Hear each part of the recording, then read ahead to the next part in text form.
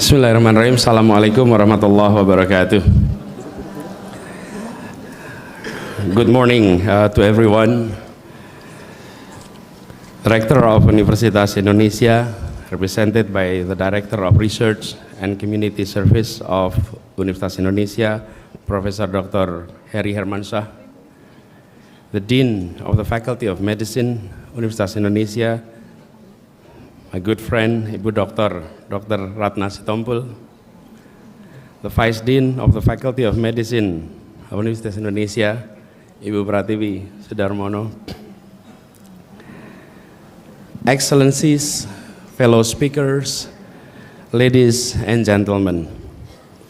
First of all, allow me to express my sincere appreciation to the organizer of this event for inviting me to share some thought on the issue that is so important to all of us, the issue of leadership, in which in it there is a component of integrity, creativity, objectivity. When I heard the subject, immediately I thought about this and wow, what a tremendous job I have to actually deliver this morning. And I have to deliver it before doctors and medical professionals. That's even more difficult. That's even more challenging. And therefore I must say it is truly an honor. And doctors is always someone who tell the truth. That's always a doctor, because you have to tell the truth to your patients. And sometimes telling the truth is not always the easy way.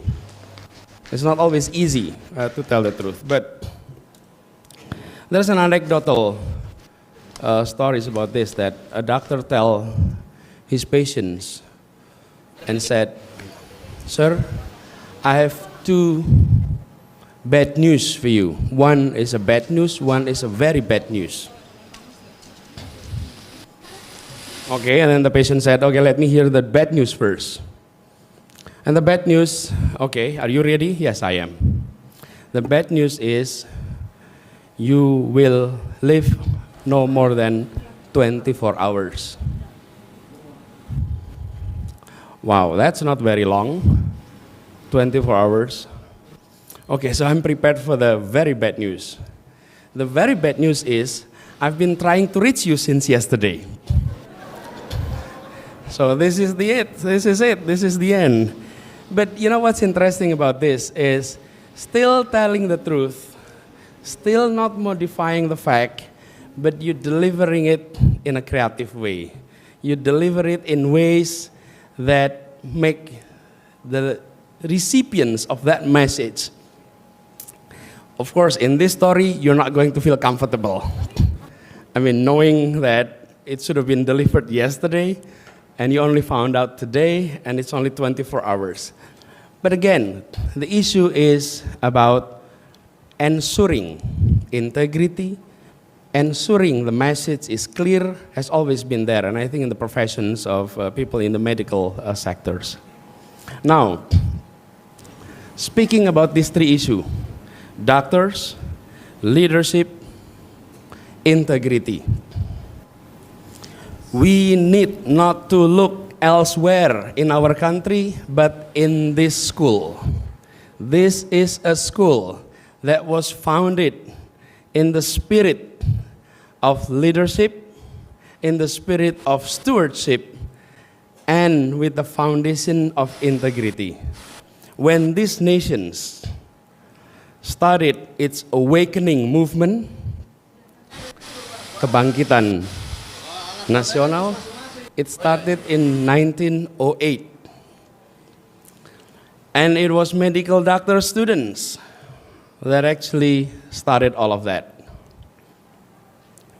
Of course, it was 108 years ago, but it was still clear in our memory that those students, the medical doctor students, they are the initiator of a modern idea of movement that brought us into independence.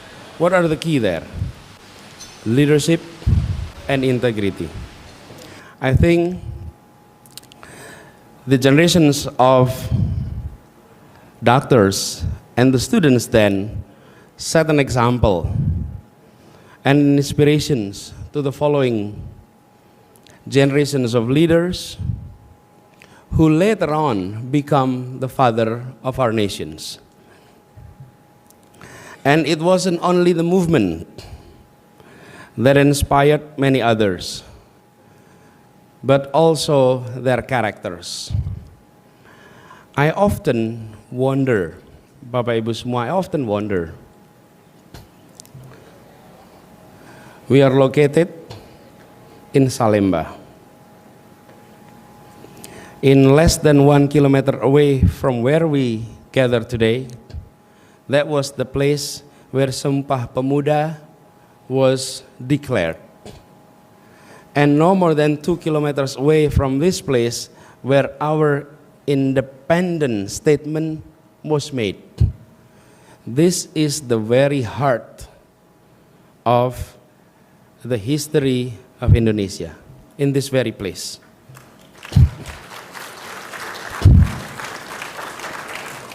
I often wonder, do you know how many people gathered in Kramat Raya in 1928? 71. Much less than who gathered here with us. 71. Do you know how many people gathered during the independence declarations? No more than 300 people.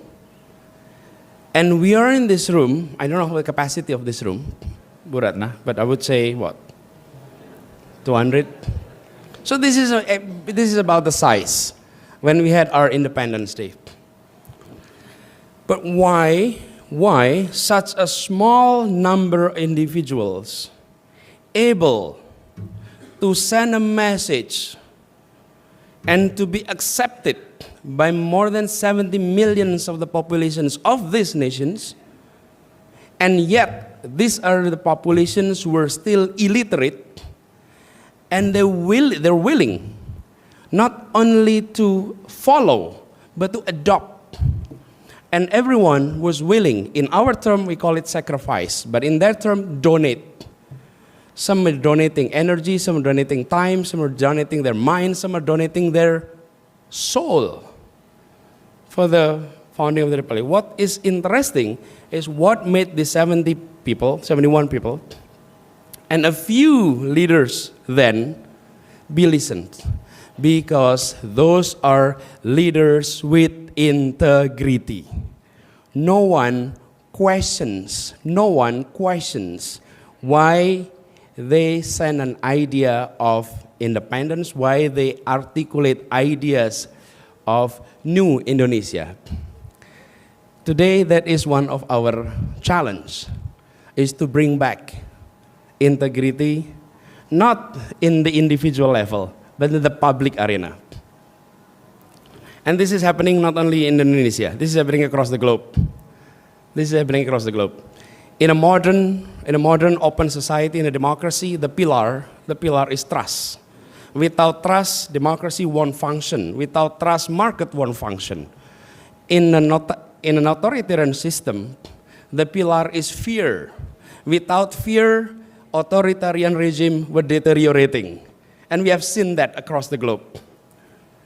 Now, what we're seeing is trust is deteriorating, and fear is also deteriorating. Look at across the globe. We're experiencing a deficit of trust across the globe, not only here in Indonesia, everywhere. And why is the key? Why is it happening? Because integrity in the public arena is often compromised. And I think it is extremely important for all of us to make integrity back into our key word in our education system. Not only in a medical school, not only in the area of professions of medical, but across area. And a few months ago, the World Economic Forum produced a report. It's called 21st century learning skills that is needed. And they put three major components there. One is foundational literacies. Two is competencies. And three were characters qualities. I'll focus on the third aspect. The first one was, of course, the basic literacies that is needed for the 21st century. Not only ability to read, to write, but also literacy in terms of numeracy, literacy in terms of cultural and civic literacy, financial literacy, around about 6 literacies. The second aspect is on competence. On the competence, the 4C that has been echoed here and there. Critical thinking, communication skill, collaboration skills, and creativity. Those are the 4 C's that is echoed everywhere.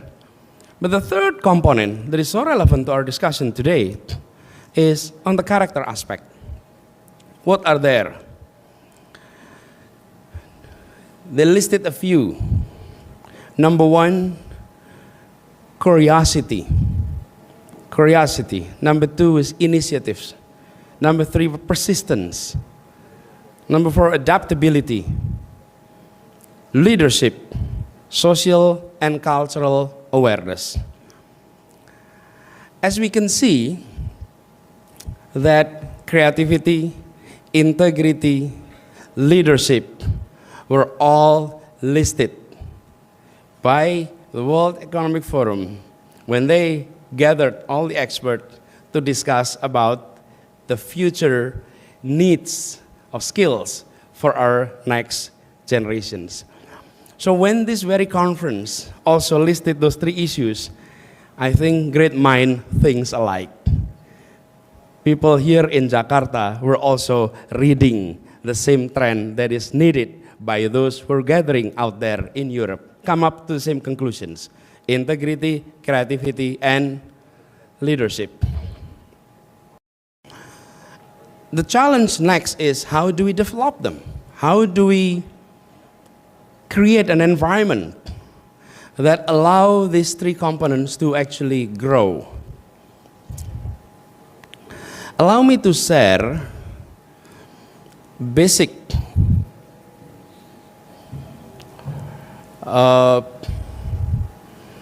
groupings of characters.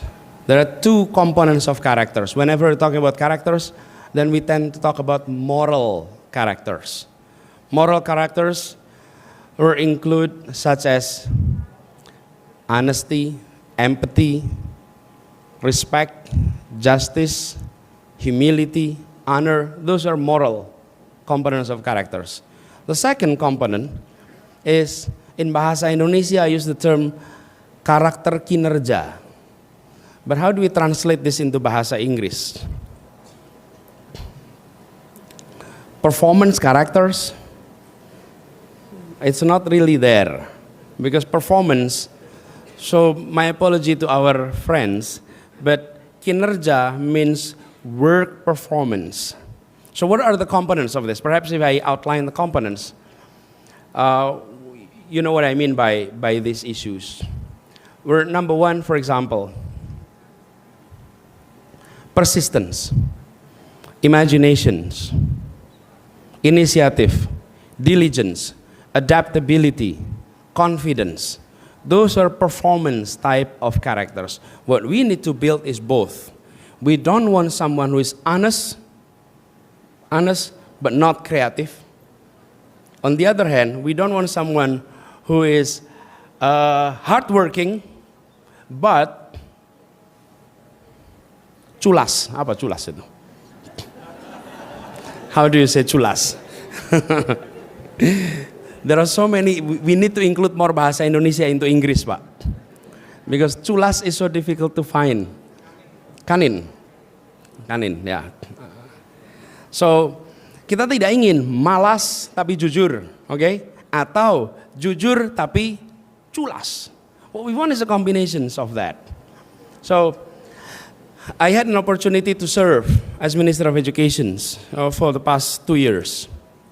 And it was an opportunity for us to make integrity back into equations. We had national exams, which is so massive of cheating. It is more of a national cheating than national exam. True, and we had the numbers, and we thought it was a national disaster whenever we are going to have exams. So what we did is we come up with the measures, what we call integrity index. We measure integrity in the schools by measuring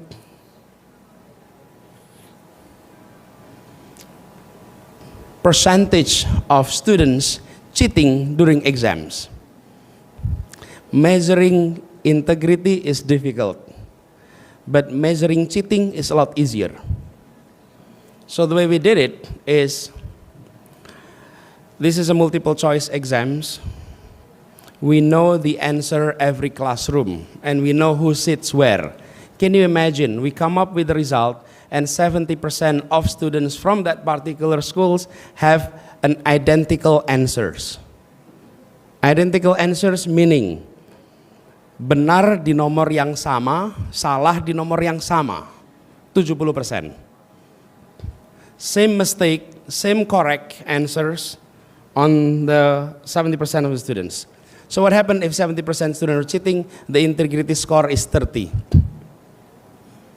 So 1 minus those who were found cheating, that's integrity score. And you know what happened when we produced the result? Everyone were shocked. We published it. We make it public, and we distribute it to local leadership. Everyone were shocked to see that they're scoring high but low integrity. They never realize how low their integrity is until the number is out there. Everyone is feeling like only my school cheating. Of course, everyone think that way. But the entire district. So what happened is, in 2015, we initiated that process. Only around 22% of schools were doing with high integrity. Only 22%. But this year, the second year, it doubled into 45% of schools were doing it in the right way. Why? Because they realize what is measured by government is no longer simply academic achievement. However, the government is also measuring the integrity of the exams. Behavior change immediately. Because they suddenly realize what people think of our success is not only the scores in their academic achievement, but in the process of doing so. And I talked to Pak Presiden. Pak Presiden, can we invite them to meet you? Sure. So we invited the top 500 schools who were honest. Not who have high academic achievement, but who have high integrity scores. And we invite them and send a message to everyone. Suddenly, integrity become the keyword in our school systems. We want to be a schools with high integrity. And we bring, so now if you go to schools, you will see a big banner. If a school have a big banner says this school, sekolah ini adalah sekolah berintegritas, and there is my signatures there, you will see this school have a more than 80% of integrity index. But if you come to schools and you see no banner, then you know this is a place, home of cheating. Immediately. We didn't declare it, but you can differentiate it. You come to an SMP and SMA, you look at the entrance hall, and if you see that banner, immediately you see this is a school with integrity. Now, parents will decide. And that's the idea. That's the idea. Parents decide, where do you want to send your kids? Do you want to send your kids to good schools with low integrity? Or do you want to send your kids to schools with high integrity? The issue is bringing them back. So number one, make integrity the keyword of everyone. Number two, what's key in his aspect is to make sure that Character buildings is not simply pembentukan, it's not shaping, but allow characters to grow. Through what? Through habituations. And I think that's where it is so critical. We often talk about the importance of menumbuhkan karakter, growing good characters, growing integrity, allowing it to grow. But how? Characters to be developed, it requires stages. Stage number 1 is to be trained. Stage number 2, to be made it consistent. Make it into consistent. It becomes habit. Once it becomes habit, it becomes culture. It becomes culture, then it is a characters. So to come into the stage of characters, you have to go through habituations, pembiasaan. And this is often forgotten. And we often think, let's educate by giving school classes of integrity, classes of moral values. Yes, we may comprehend, but we don't actually practice and make it into habits. And therefore, Ibu Bapak, this is one of the challenges. Educating characters at the university level is one of the most difficult tasks. Because characters is often being educated at the early childhood. That's the stage that we are educating. As soon as you're in the university, it requires a different approach, especially when our university system is not designed with a design of 24 hours learning environment, meaning you don't stay in a dormitory in which continuously there is a serious interventions of creating a certain behavior and habits. However, example does matter. And in the university level, especially at the more mature students, setting a good examples, mentorship is key. And therefore, when we're talking about creativity, integrity, and leadership, one of the way to do that is identifying leaders that have these components and create a mentorship program that allow students to interact closely with those individuals. Because that interactions, that's the idea of education. Education is not about school. Education is about interaction between human beings. And if you allow a setting of interactions between leaders with accumulated knowledge, experience, with young individuals, they will inspire. They will then learn those lessons. One of the legendary story about our nations is there is someone who is called the Guru Bangsa. His name is Cokro Aminoto. What's interesting about Cokro Aminoto is this. So I mentioned about more mature students. We're not talking about early childhood, more mature students. Cokro Aminoto is someone who is learned, charismatic, strong sense of leadership. What's interesting, anyone who worked closely with him, inspired by him, taking so much lessons from him, even individuals who are interacting in a short period of time. Sukarno, we know Sukarno stays with him. Leadership of PKI, leadership of Darul Islam, all of that. But also there is an interesting stories. Muhammad Natsir, the leaders of Partai Masyumi then, he was a high school student. He took a train from Bandung to Gambir.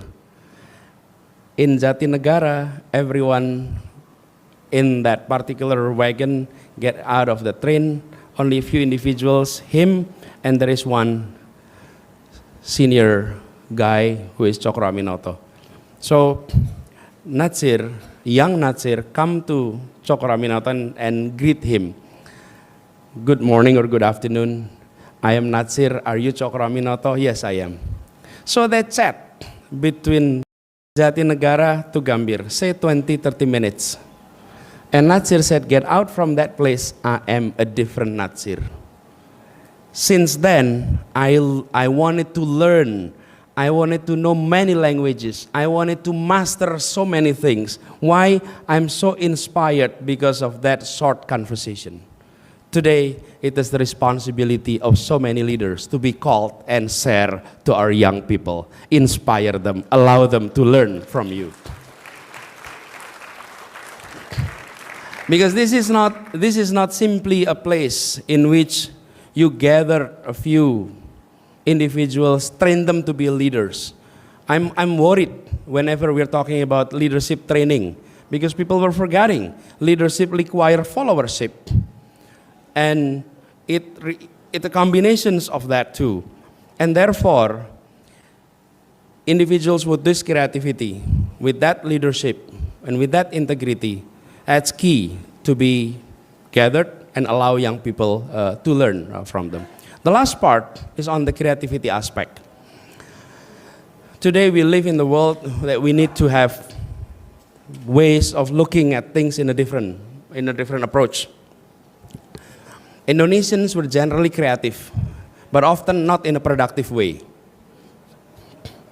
So your creativity doesn't produce added value that give you more economic benefit. Look at memes. If you look at the social media, there's so much creativity there. But it also tells you so many people have so many leisure times that they can make all these memes. Because if you're busy, you're not able to do that. I mean, you really have to have plenty of time to actually create all of this. Creativity is there. But what's needed is creativity that brings added values. And I think now we are at times where people judge each other or people value each other, not simply because of the productivity that can contribute to the society, but the creative idea that can contribute to the society.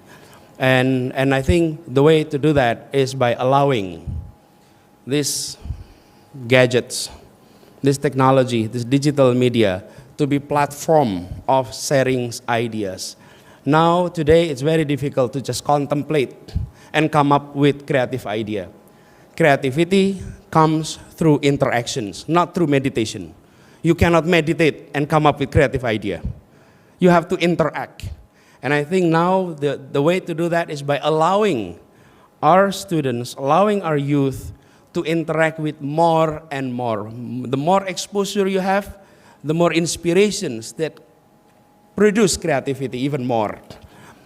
So those who are living in an isolation, that's very hard to come up with creative idea. But those who are interacting with so many, they will be able to come up. So I would say with all, number one, allow exposure to your students, to our youth, with so many different groups that will bring in creativity. Number two, allow some kind of mentorship and bring leaders back into not so much schools, into responsibility of breeding new leaders, of inspiring new leaders. And three, on the leadership itself, allow one to exercise more responsibility and push the new generations in a responsibility that they had never experienced before. So with that approach, I do hope that we can make the change, especially to the future of Indonesia. But if I may underline one thing, as I mentioned in the beginning of this remark, it requires only 71 people to make the very foundations of the unity of these nations. It requires only around 250 people to decide that this is one nation, and 70 million others follow. Now we have 250 million more people of Indonesia. It requires few young individuals, a few leaders to actually exercise what I just outlined, and it will inspire more and more people to follow, and change will take place. It doesn't require to be a massive effort, I often call it social acupuncture. Social acupuncture. It's a small dot, but the impact you made is systematic and systemic. And if we can do that with leadership, then we can change not only a city, not only nations, but inshallah, worldwide change. My time is up. The zero time is there. Thank you very much for the attentions.